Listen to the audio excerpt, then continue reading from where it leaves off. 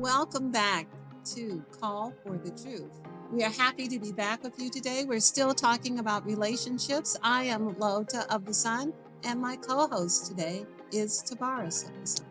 And I greet you with honor, respect, and gratitude. She'll be called to see the truth, speak the truth, and hear the truth in all things.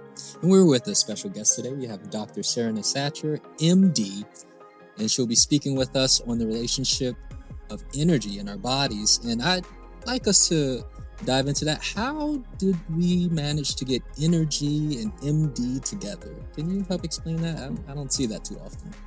Yeah, you're not going to see it too often. Rare breed. I'm a rare bird. Yes. Yeah. And my story started when, as I recall, when I was 3, I got pushed into a pool. And my parents were all the way on the other side of the pool.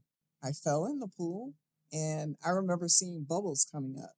And what's even more kind of tripped out is that I didn't realize that experience was like a near drowning experience until just recently, like maybe 10, 20 years ago. The way you're sharing the story sounds like it. Yeah. I fell in, I saw bubbles. Yeah. And then my dad scooped me out of the pool, and apparently I was okay, but I don't remember like being scooped out. I just remember the bubbles. Yeah. So then we'll skip forward to I'm in grade school. I developed allergies, like lots of food allergies. And I was different from my other siblings in that I kept getting sick all the time. And I didn't really know why. And my dad used to actually make fun of me, saying I was like a hypochondriac, which is kind of funny now. But back then, I felt kind of helpless. I didn't know. And luckily, we had a pediatrician who was an allergist, and I got tested for, a lot of things, and I had a lot of different allergies.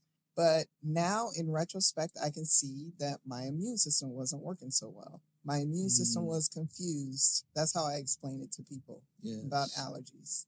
And then, as an adult, I was participating in like a marathon, triathlon. I had done several of them. And all of a sudden, one year, I had to stop in the middle of the run part of the triathlon, which is the last part of the triathlon. And my bladder was kicking me. It was like, you got to go relieve yourself. And so I did. But I was like, hello, Houston, there's a problem, right? Come here. And so I went and saw my doc, and she said that I had this huge fibroid and that it was pressing on my bladder. So that was the situation, as you can imagine. And at this point, I'm practicing medicine. So it's going to be a big deal. Like if I have surgery, to take off work and all that stuff. But I ended up deciding to have surgery, even though at that time I started like researching nutrition and trying to figure out, why is this happening to me? My mother's side of the family, we had a history of fibroids, but also, why is it happening to them? Okay. What is it with the women in the family that we're all getting this problem? Yes, you were seeing the patterns. Yeah, I was seeing patterns, but I couldn't really put it all together. So I had the surgery.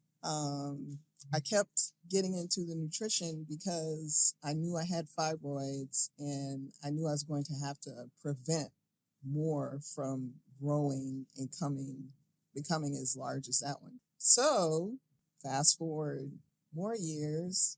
Also, I forgot to mention that the fibroids also showed that I had imbalances, many different imbalances. Okay. While you're saying this, I can feel LaOta bubbling up over there. There's so many trigger words. Yes, it's true.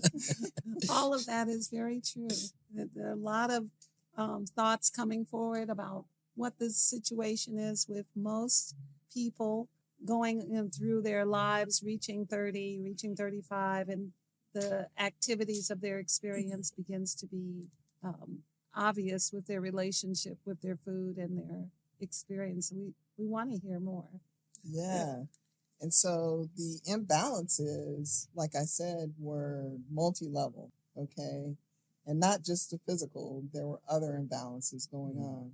And at this time, I was in academic medicine. So with the stress, there was a lot of imbalance going. And academic medicine is like corporate. It's really like working for a corporation. Yeah. So there are a lot of different pressures coming at you at once. So I started working on myself and working on the levels that I could see at the time. And I was successful at that time in preventing the rest of the fibroids from enlarging. And in fact, I got them to all shrink down. Nice. So I was happy with that after a couple of years. And you did this through allopathic medicine? No. So no way. This is through your research into alternative experiences? Yes. And it's interesting you should ask that because, in fact, on my team at work, I had a dietitian. And I quizzed her and asked her everything, but she couldn't come up with any. So I continued my quest in looking into other ways. I looked into nutrition. I looked at supplements. I looked at everything that I knew to look at. And it was around this time that I also became acquainted with an organization called Art of Living. And I learned through them to meditate, and I learned Kriya breathing and Soham. So that gave me another level of energetics to start looking at within myself. Like, what are these forces that are acting in my life, my friendships, my family relationships? How is that affecting me? And then also, how are the women in my family being affected as well? Because why did they have the same thing? Were you able to easily transition from the idea of working in an academic medical environment to this idea of meditation? Was that an easy transition for you? So it was a stepwise transition because I actually found out about that organization by going to a conference at the Canyon Ranch, which was just lovely. I mean, I don't know if you all are familiar with it. Expand us. Yeah, so the Canyon Ranch is in Arizona. Right. And their focus is holistic health and holistic living. And they have all kinds of therapies. They have terrific food there. So you don't have to think about anything when you're there. It's all provided for you. The only thing you have to think about is like what services you want to sign. So I signed up to, in addition to other like modalities that I spent 4 days doing, which was very enjoyable. I also signed up to meet with a functional medicine doctor. And that's what really got me on the path of functional medicine, integrative medicine, because she also told me about people I could connect with in Chicago, other conferences I could go to, as well as Art of Living. Yes. Are you currently a functional doctor, an integrative doctor? I am currently. But you were an allopathic. What was your specialty? So my specialty was physical medicine and rehab.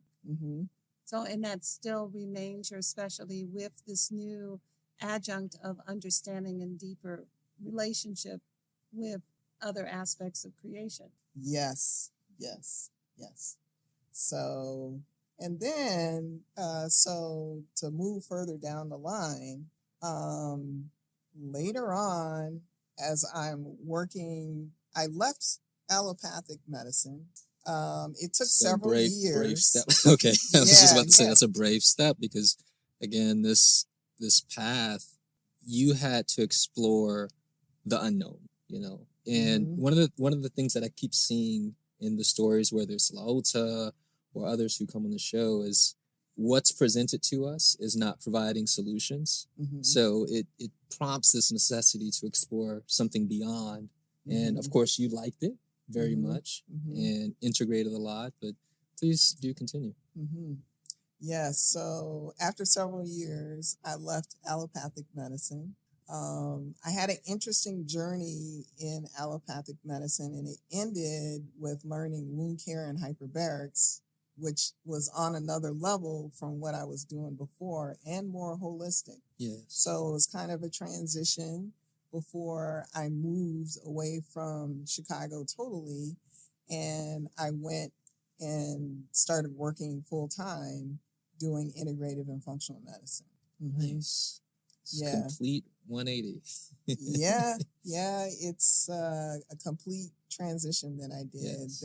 That was, now in retrospect, I don't know if it was brave or, I could have been silly too. I don't know. It could have been both. I think all of the above. Clearly, though, having had the experience of helping your own situation gave you the courage to move forward and study and explore what had not been explored in your education. And doctors tend to be educated for many, many, many, many, many, many years. So this must have opened a new door of more years of education. Then in that perspective of clients coming to you with things that you had, was there a sense of a different level of being a healer? There was immediate gratification that I had not received or experienced in allopathic medicine, because I felt like I was addressing the whole person instead of a disease process or a part. What did that feel like? What kind of emotion did that arise in you? This idea of, like, I've been doing this. I am a healer. I've been working as a healer, but now I've found something that has healed me and I can heal others with it. Did you have that feeling of enthusiasm and excitement?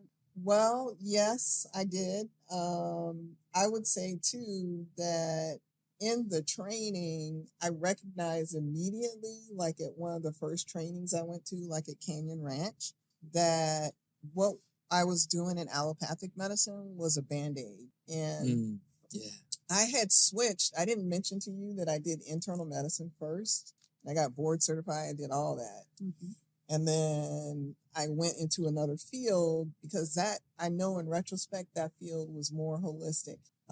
Physical medicine and rehab, we use things like magnets, ultrasound. So it's more holistic, heat, cold. We look at people's nutrition. So although it's allopathic still, they're using medications and things, but it's more holistic.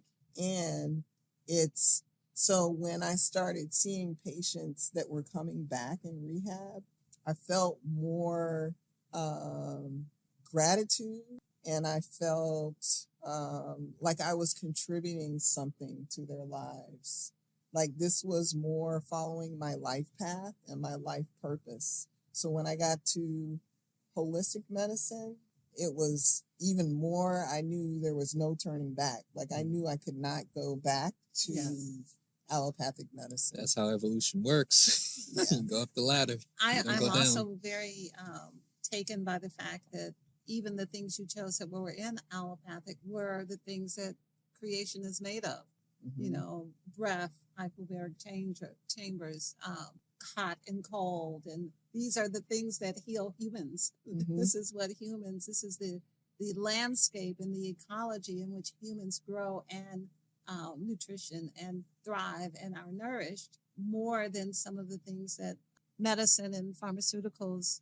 It is almost as if we have not evolved to the point where the body knows what to do with a pill, but it knows what to do with hot and cold. It knows what to do with oxygen. It knows what to do with certain things. And how, to rediscover that must be exciting. It has been. It has been. It has been. Yeah. So to continue on.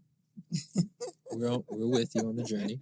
So to continue on, it can be stressful working in the holistic field also, if you don't have balance.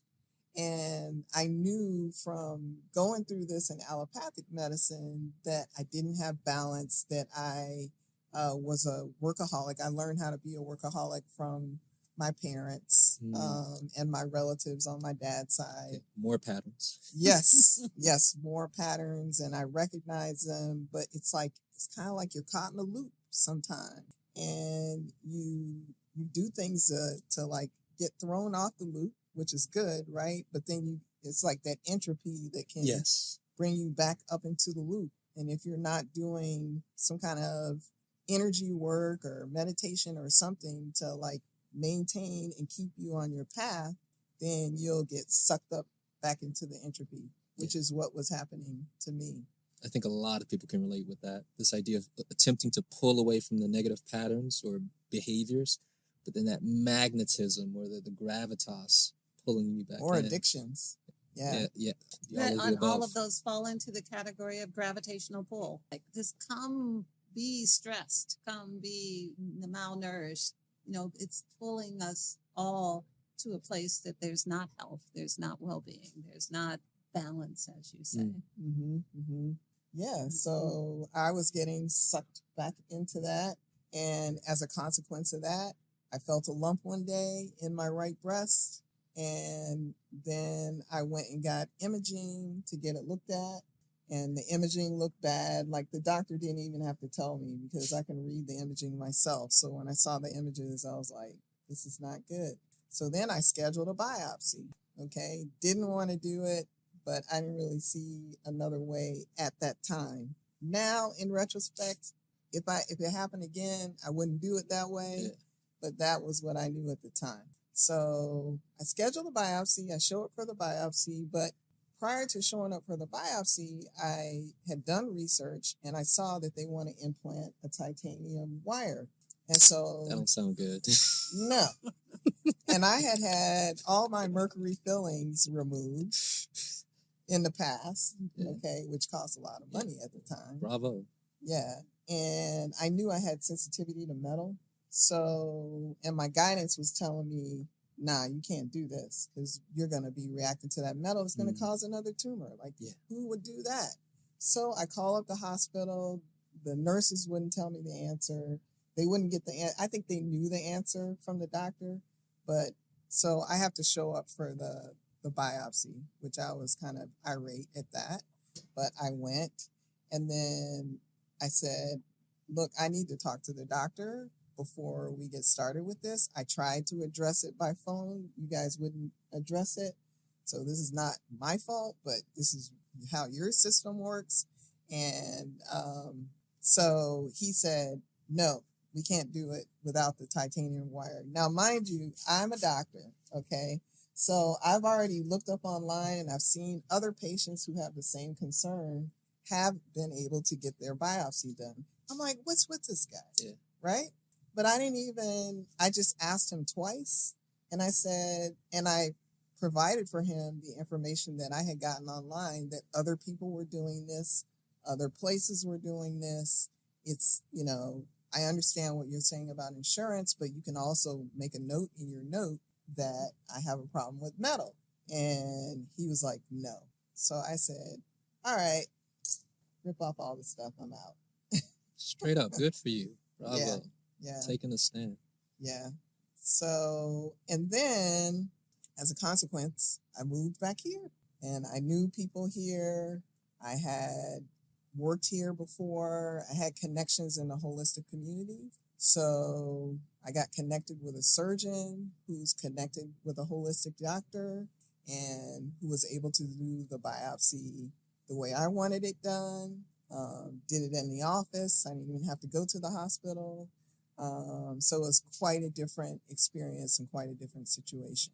Mm-hmm. So you were in New Jersey at the time and you moved back to Atlanta, and having a community of other healers, doctors, people who you have been acquainted with, you were able to move into once you said no, you were able to move into a space where yes could be the answer. Yes, and you make a good point. I had to make a decision. Yes. It was that's like a major point in my life that I had to make that decision. I can see where the trajectory popped open, and it wouldn't have if that decision wasn't made. Mhm. It's actually a law of the universe that the table is already set for all of us to solve all of our issues. But if we don't decide, nothing can go into motion to assist you. So if you're indecisive, nothing can help you move towards your decided point if you don't decide. I think this is such a key point in every healing story I've ever heard. Mhm. When people get healed, they had to decide. Mhm. And they may have had to decide against something that was moving in their direction just because this is the way our world is going. Mhm. So bravo. Thank you. Thank you. So Unless, do you have more story? Because Yeah, I have I more kind of story. want to call for the truth, but we're not ready for that. We're not ready for that. Not yet, not We're, yet. we're still on the journey. I'm Not yet, buckled in. not yet. But, How did you feel about that? How did you feel about the experience of being able to put down someone who's saying, no, I'm not going to, I don't care how much proof you give me. This is how I do it. You do it this way. And then you're like, I'm not doing that. And then you go and you're embraced Mhm. by Mhm. people who are in the thinking that you are. What does that feel like in terms of healing? What does It contributes to the healing. When you can get into a healing community, it really contributes to the healing. And that community back in New Jersey felt to me like it was tearing me down. And so you moved not only your medical services, you moved your whole body and all your furniture and things. I took everything. I vacated the premises. You're like, I'm saying no, no, no. I said no to a lot of things. And the pandemic was one of them. Because living in that area of the country, in my opinion, was a big no also. So It's once you have the courage to make a decision, then the other decisions fall like dominoes. It's really the first decision that you made that lets you know that, like, I am a thinking person. This is my body. I have facts and that support things happening a certain way. And no. And so now so this is a story of victory because you're still here. So you went and you talked to this like-minded community where there's people who are working with energy medicine and natural medicine. And I know you discovered a lot of interesting things. Oh, yes. I discovered a lot of interesting things. But I should mention that I already knew about Of the Sun and I knew about LaOta. I had taken courses in the course of my journey. So all along this story, my recognition of the energy body is increasing and my awareness of like spirituality and connection with oneness and with the universe and with God and the divine. Yes. It was all in place, right? So when I got here, I got the diagnosis. Of course, it was cancer. Okay. I already knew before I got the diagnosis. And I don't know if you all know, or even LaOta, who I'm going to talk about in a minute, because I started working with LaOta when I got here directly. Yes, because I decided that I had to put a team together.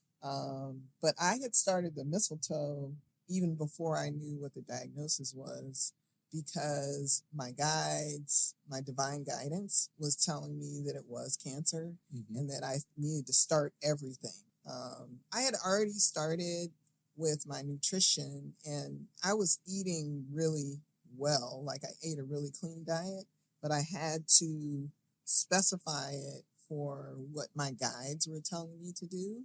And LaOta was helping me with that, with interpreting my guidance. It's so interesting that we're not taught from infancy to trust what we hear. Some of us get it by default, but as a doctor, it's almost programmed out of you. It's almost educated. Not almost. It is. It's beat out of you. That's what I was thinking about that doctor she was talking to. He was like, I don't see any other way. This is the only way it can be. It's my way or the highway. And you're like, even talking to a female doctor. Everybody's indoctrinated. And it was a male doctor too. So there is that. Mm-hmm. Yeah. And that was part of why the whole thing existed to begin with. Mm-hmm. Mm-hmm. The imbalances that in a profession, even a profession that we honor and exalt, there's still the levels of a disruption of reverence and respect for who everyone is.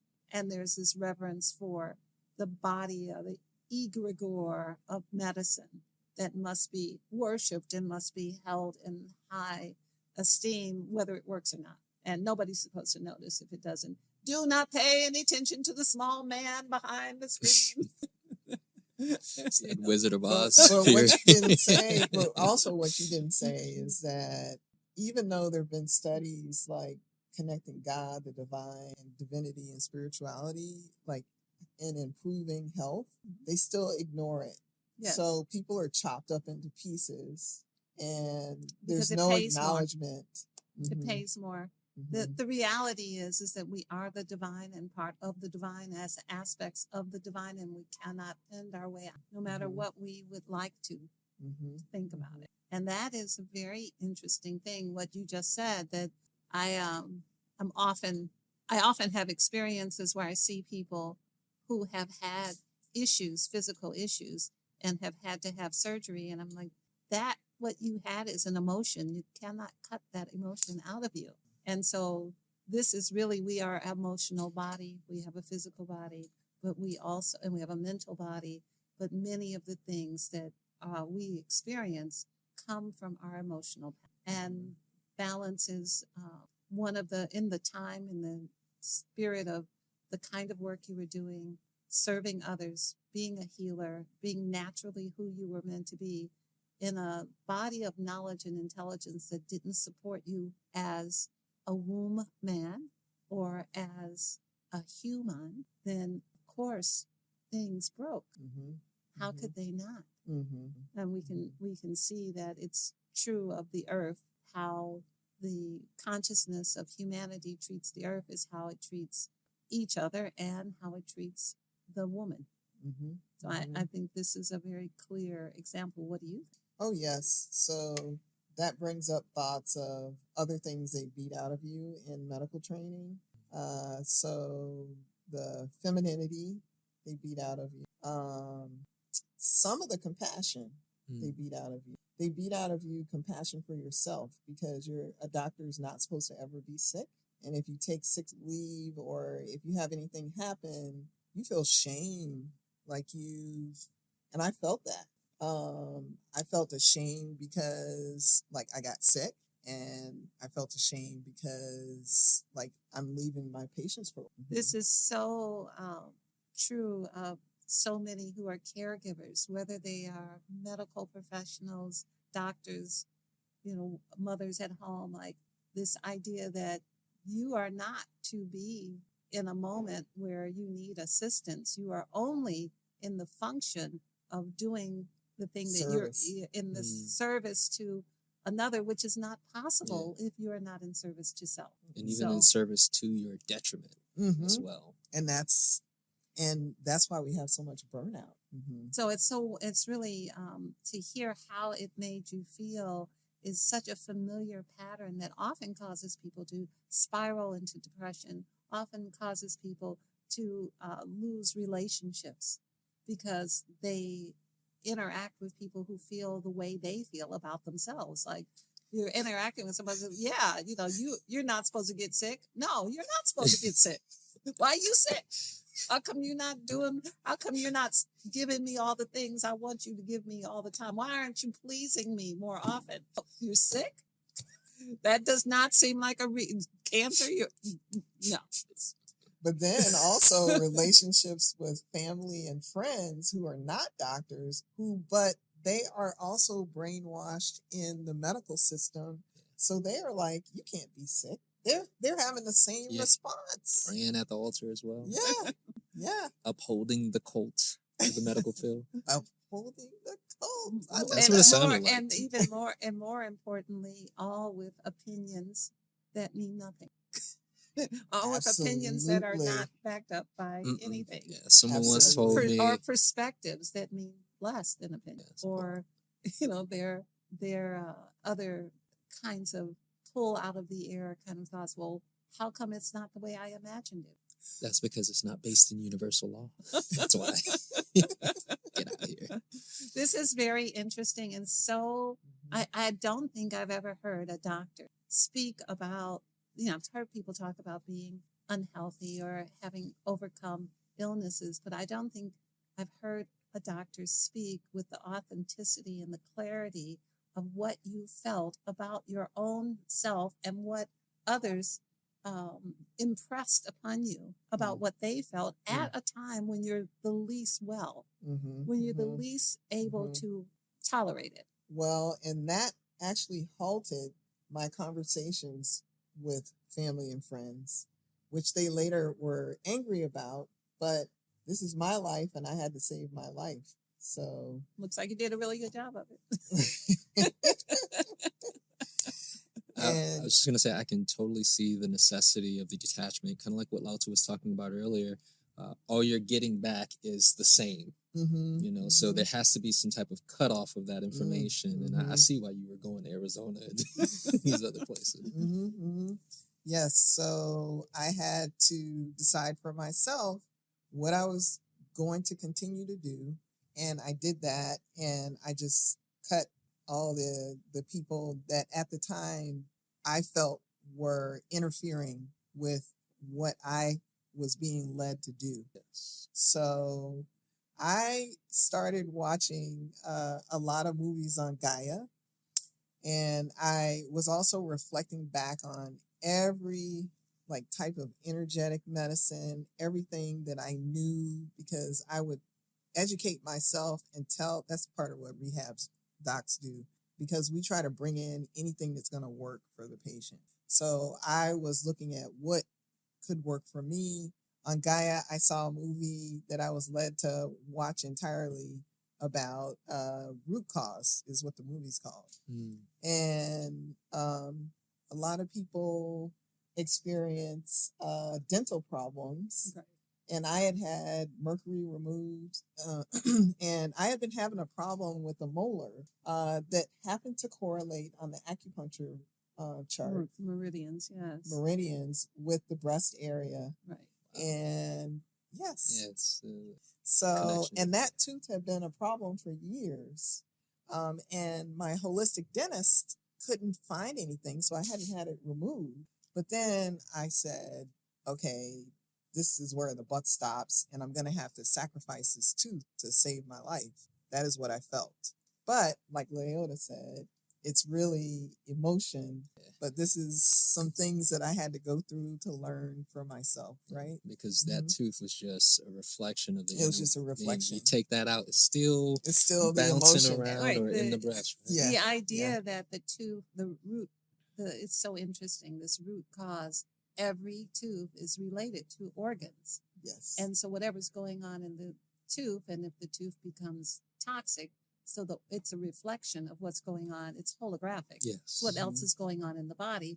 So it doesn't always pay to just remove a thing. You have to change the energy path to permanently. However, it is a path to changing.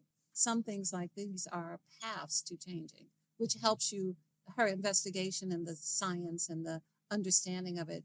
This is ancient Oriental training, this idea of the teeth and the root and the meridians. This is ancient training that's not really available to our allopathic doctors in the West. But it is available information that's in our world. She researched it and found it, because it's not even easy to find unless you know where to go look. You could live your whole life and never know this. But the truth of the matter is that, and we talked about this with our chiropractic interview last time, the information's in the bones. The teeth are the bones. Correct. And all the information is in the foundation, and our foundation is the bones. It is the foundation of the body. So you went to your foundation and root, and were able to have that experience with. So we're getting close to the end, and we did kind of call for the truth. We over here talking about root causes. But any final thoughts on this in terms of the experience as a whole, like where you are now? And because this is quite the journey.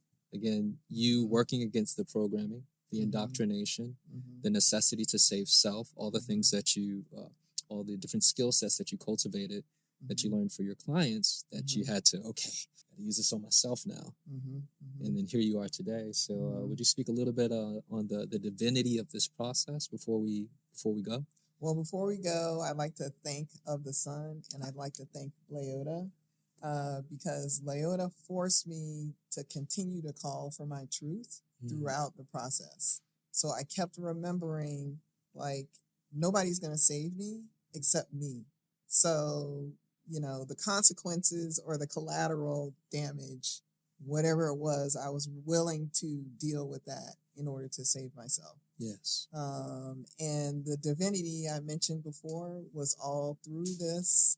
And I was constantly acknowledging the divinity and my guides, because these things did not occur by chance, or at least I believe this is so. Okay. We're with you. I would like to point out one thing before we close that was amazing, and I thought I was actually kind of amused by it at the time, is that when you went to your doctor and you said, I'm here for my exam, and she says, well, I don't know what you think you're going to find. And we found the tumor was empty.